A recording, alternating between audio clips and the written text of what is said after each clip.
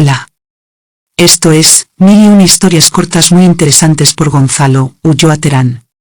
Historia número 301. Los caballeros del punto fijo. La misión geodésica francesa viaja al Ecuador para medir el cuadrante del meridiano terrestre, del cual se derivó la unidad de medida de longitud, el metro. Espero que lo disfrutéis. In the year 1735, the French Academy of Sciences was a battlefield of rival theories.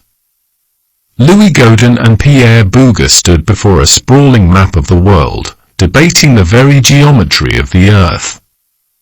Was the planet a prolate lemon, as the Cassini family claimed, or an oblate orange, as Isaac Newton surmised?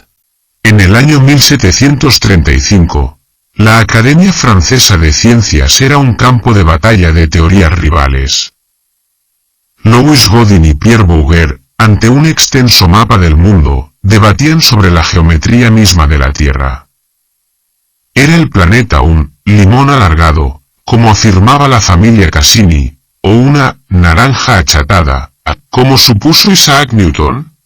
In the year 1735, the French Academy of Sciences was a battlefield of rival theories. Louis Gaudin and Pierre Bouguer stood before a sprawling map of the world, debating the very geometry of the Earth. Was the planet a prolate lemon, as the Cassini family claimed, or an oblate orange, as Isaac Newton surmised? To settle this cosmic dispute, the King of France commissioned a grand expedition to the equator, where the truth of the Earth's curve lay hidden beneath the tropical sun. After a grueling Atlantic crossing, Charles-Marie de la Condamine and the young Spanish officer Jorge Juan stepped onto the shores of the Royal Audiencia of Quito. Para resolver esta disputa cósmica, el rey de Francia encargó una gran expedición al Ecuador, donde la verdad de la curvatura terrestre yacía oculta bajo el sol tropical. Tras una agotadora travesía atlántica, Charles-Marie de la Condamine y el joven oficial español Jorge Juan desembarcaron en la Real Audiencia de Quito. To settle this cosmic dispute, the King of France commissioned a grand expedition to the equator, where the truth of the Earth's curve lay hidden beneath the tropical sun. After a grueling Atlantic crossing, Charles-Marie de la Condamine and the young Spanish officer Jorge Juan stepped onto the shores of the Royal Audiencia of Quito. They were a study in contrasts. The French explorer possessed a restless, curious spirit, while the Spanish officer carried himself with rigid, naval discipline. Together, they looked up at the looming peaks of the Andes, realizing that their scientific instruments would have to be carried to the very roof of the world. Ellos eran un estudio de contrastes. El explorador francés poseía un espíritu inquieto y curioso, mientras que el oficial español se comportaba con una rígida disciplina naval. Juntos, contemplaron las imponentes cumbres de los Andes, dándose cuenta de que sus instrumentos científicos tendrían que ser llevados hasta el mismísimo techo del mundo. They were a study in contrasts. The French explorer possessed a restless, curious spirit, while the Spanish officer carried himself with rigid, naval discipline. Together, they looked up at the looming peaks of the Andes, realizing that their scientific instruments would have to be carried to the very roof of the world. The mountains were not merely landscape, they were titans. Antonio de Ulloa struggled for breath alongside Louis Gaudin as they ascended the frozen, jagged flanks of the Pichincha volcano. At heights where the air grew thin and the temperature plummeted, they wrestled with heavy brass quadrants and fragile telescopes. Every step was a battle against altitude sickness and the biting frost, teaching them that the quest for truth required a physical penance few were prepared to pay. Las montañas no eran meramente paisaje, eran gigantes. Antonio de Ulloa luchaba por respirar junto a Louis Gaudin mientras ascendían las laderas gélidas y escarpadas del volcán Pichincha. En las alturas donde el aire se enrarecía y la temperatura descendía drásticamente, Lucharon con pesados cuadrantes de latón y frágiles telescopios. Cada paso era una batalla contra el mal de altura y la helada penetrante, enseñándoles que la búsqueda de la verdad requería una penitencia física que pocos estaban dispuestos a pagar. The mountains were not merely landscape, they were titans. Antonio de Ulloa struggled for breath alongside Louis Godin as they ascended the frozen, jagged flanks of the Pichincha volcano. At heights where the air grew thin and the temperature plummeted, they wrestled with heavy brass quadrants and fragile telescopes. Every step was a battle against altitude sickness and the biting frost, teaching them that the quest for truth required a physical penance few were prepared to pay. Triangulation became their daily gospel. Pierre Bouguer and Charles-Marie de la Condamine spent weeks atop desolate, wind-swept ridges, waiting for a single clear hour to sight their signals. By measuring the precise angles between distant peaks, they began to weave an invisible web of geometry across the horizon. Every degree of the meridian arc they recorded was a hard-won victory against the mist and the relentless Andean storms that threatened to sweep them off the cliffs. La triangulación se convirtió en su pan de cada día.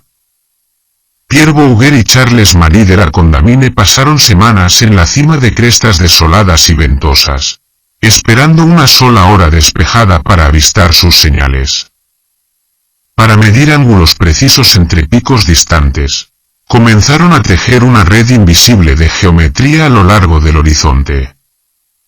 Cada grado del arco meridiano que registraron fue una dura victoria ganada contra la niebla y las implacables tormentas andinas que amenazaban con arrastrarlos hacia los acantilados. Triangulation became their daily gospel.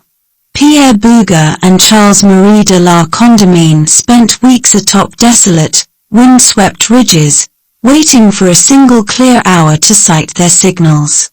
By measuring the precise angles between distant peaks, they began to weave an invisible web of geometry across the horizon. Every degree of the meridian arc they recorded was a hard-won victory against the mist and the relentless Andean storms that threatened to sweep them off the cliffs. However, the wilderness was not the only danger they faced. In the city of Cuenca, tensions between the foreigners and the local populace reached a boiling point over matters of pride and cultural misunderstanding. Before the mission could proceed, tragedy struck during a public festival. Sin embargo, la naturaleza no era el único peligro que enfrentaban. En la ciudad de Cuenca, las tensiones entre los extranjeros y la población local alcanzaron un punto álgido por cuestiones de orgullo y malentendidos culturales. Antes de que la misión pudiera continuar, la tragedia se produjo durante un festival público. However, the wilderness was not the only danger they faced. In the city of Cuenca, tensions between the foreigners and the local populace reached a boiling point over matters of pride and cultural misunderstanding. Before the mission could proceed, tragedy struck during a public festival. The expedition surgeon, Jean Signags, was confronted by an angry crowd. Charles-Marie de la Condamine watched helplessly as his friend was swept into a fatal conflict, a grim reminder of the human cost of their isolation. El cirujano de la expedición, Jean Signags, fue confrontado por una multitud enfurecida. Charles-Marie de la Condamine observó con impotencia cómo su amigo fue arrastrado dentro de un conflicto fatal. Un sombrío recordatorio del coste humano de su aislamiento. The expedition's surgeon, Jean Signags, was confronted by an angry crowd. Charles-Marie de la Condamine watched helplessly as his friend was swept into a fatal conflict, a grim reminder of the human cost of their isolation. In their darkest hour of grief and confusion, the mission found a brilliant ally in Vicente Maldonado. A local scholar and polymath, Maldonado knew the secrets of the Amazonian jungles and the Andean passes better than any European. Working alongside Jorge Juan, Maldonado provided the geographical intuition the expedition lacked. He helped them navigate the labyrinthine valleys, proving that the pursuit of universal knowledge was a bridge that could unite the old world and the new. En su hora más oscura de dolor y confusión, la misión encontró un aliado brillante en Vicente Maldonado. Un versado y erudito local, Maldonado conocía los secretos de las selvas amazónicas y los pasos andinos mejor que cualquier europeo. Trabajando junto a Jorge Juan, Maldonado aportó la intuición geográfica que a la expedición le faltaba. Les ayudó a navegar los laberínticos valles, demostrando que la búsqueda del conocimiento universal era un puente que podía unir el viejo mundo y el nuevo. In their darkest hour of grief and confusion, the mission found a brilliant ally in Vicente Maldonado. A local scholar and polymath, Maldonado knew the secrets of the Amazonian jungles and the Andean passes better than any European. Working alongside Jorge Juan, Maldonado provided the geographical intuition the expedition lacked. He helped them navigate the labyrinthine valleys, proving that the pursuit of universal knowledge was a bridge that could unite the old world and the new. The most grueling task was the measurement of the baseline at the desert of Yaruki. Pierre Bouga and Antonio de Ulloa spent months crawling across the sun-scorched, flat earth, meticulously laying out long wooden rods end-to-end for miles. Each placement had to be perfect, a fraction of an inch of error would render years of mountaintop observations meaningless. They were no longer mere men. They had become human instruments of absolute precision. La tarea más agotadora fue la medición de la línea base en el desierto de Yaruki. Pierre Bouguer y Antonio de Ulloa pasaron meses gateando por la tierra plana y abrasada por el sol, meticulosamente colocando largas varas de madera, una tras otra, a lo largo de millas. Cada colocación tenía que ser perfecta. Una fracción de una pulgada de error harían que años de observaciones en la cima de las montañas sean inútiles. Ya no eran más simples hombres, se habían convertido en instrumentos humanos de absoluta precisión. The most grueling task was the measurement of the baseline at the desert of Yaruki. Pierre Bouga and Antonio de Ulloa spent months crawling across the sun-scorched, flat earth, meticulously laying out long wooden rods end-to-end for miles. Each placement had to be perfect. A fraction of an inch of error would render years of mountaintop observations meaningless. They were no longer mere men. They had become human instruments of absolute precision. Years bled into a decade. Their clothes turned to rags, their hair grew long and grey, and their funding from France vanished. Yet Charles-Marie de la Condamine and Louis Gaudin remained. They became known as the Knights of the Fixed Point, scientific hermits who had sacrificed their youth to a single coordinate on a map. Their obsession was a lonely one, fueled by the conviction that the shape of the world mattered more than their own comfort or return. Los años se convirtieron en una década. Sus ropas se volvieron harapos. Su cabello creció y encaneció, y la financiación francesa desapareció. Aún así Charles-Marie de la Condamine y Louis Gaudin permanecieron. Llegaron a ser conocidos como los Caballeros del Punto Fijo, científicos ermitaños que habían sacrificado su juventud a una sola coordenada en un mapa. Su obsesión era solitaria, impulsada por la convicción de que la forma del mundo importaba más que su propia comodidad o su propio retorno. Years bled into a decade. Their clothes turned to rags, their hair grew long and grey, and their funding from France vanished, yet Charles-Marie de la Condamine and Louis Gaudin remained. They became known as the Knights of the Fixed Point, scientific hermits who had sacrificed their youth to a single coordinate on a map. Their obsession was a lonely one, fueled by the conviction that the shape of the world mattered more than their own comfort or return. Finally, the calculations were complete. Vicente Maldonado and Pierre Bouguer pored over the final datasets, their fingers tracing the numbers that confirmed Newton's genius.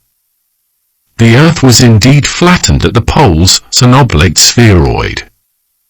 The grueling years in the Andes had provided the definitive proof that reshaped the map of the cosmos, settling the great debate of the Enlightenment and proving that the world was wider at its heart than at its crown. Finalmente, los cálculos estaban completos. Vicente Maldonado y Pierre Bouguer examinaron minuciosamente los conjuntos de datos finales, trazando con los dedos las cifras que confirmaban el genio de Newton. La Tierra estaba en efecto achatada en los polos, un esferoide achatado. Los extenuantes años en los Andes habían proporcionado la prueba definitiva que transformó el mapa del cosmos, solucionando el gran debate de la verificación y demostrando que el mundo era más ancho en su centro que en su coronilla.